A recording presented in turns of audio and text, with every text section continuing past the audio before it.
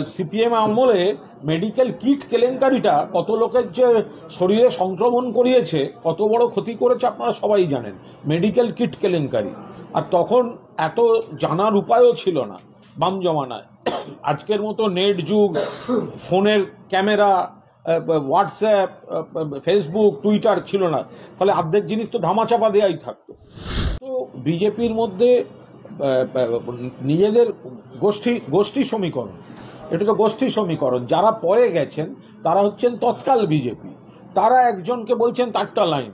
আবার যারা পুরনো আছে তারা হচ্ছে আদি বিজেপি, তাদের মধ্যে আবার দুটো ভাগ, একদল বলেন সুকান্ত বাবুকে, একদল বলেন দিলীপ বাবুকে। ফলে এইগুলো হচ্ছে বিজেপির অভ্যন্তরীণ গোষ্ঠী। আদি বিজেপি, তৎকাল বিজেপি, আদি বিজেপির আবার দুটি শাখা, মানে এইসব নানা রকম আছে, ভাগ আছে বিজেপির মধ্যে। তখন সেই জায়গায় দাঁড়িয়ে একজন বলছেন যে অমুকের লাইন, আবার আপনি আর একজনকে জিজ্ঞাসা করুন, সে বলবে না ওটা কোনো লাইনই নয়, এইটা হচ্ছে লাইন। ফলে একেবারে বেলাইন বিজেপি, সেই জন্যই ভেতরে এত লাইনের গণ্ডগোল।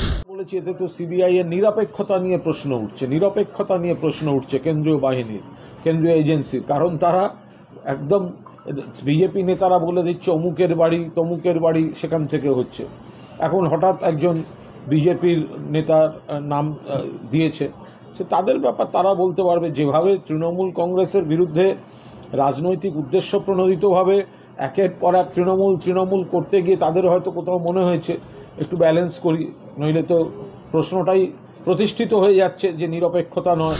বিজেপির লোকের নাম আছে, তো তারা বিজেপি বুঝবে। বিজেপি যে এতক্ষণ ধরে তৃণমূলের বিরুদ্ধে এতদিন ধরে বলে যাচ্ছিল, এবার বিজেপি বুঝবে যে বিজেপিকে এর কৈফিয়ত, এর ব্যাখ্যা তো বিজেপিকে দিতে হবে।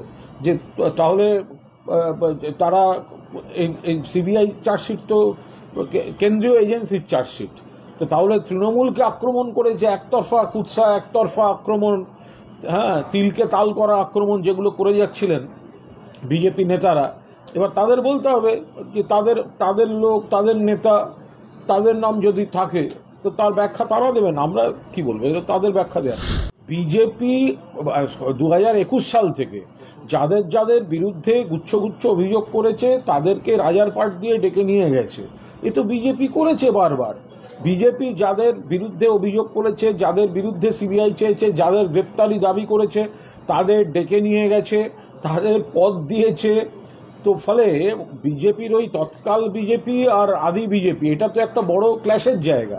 আর বিজেপি শুধু পশ্চিমবঙ্গ নয়, বিজেপি যদি দেখেন বিজেপির কালচার, আসাম থেকে শুরু করে মহারাষ্ট্র পর্যন্ত যাদের বিরুদ্ধে বিজেপি অভিযোগ এনেছে, সিবিআই এর জুজু দেখিয়েছে, দিনের শেষে দেখা গেছে তাদেরকে নিয়ে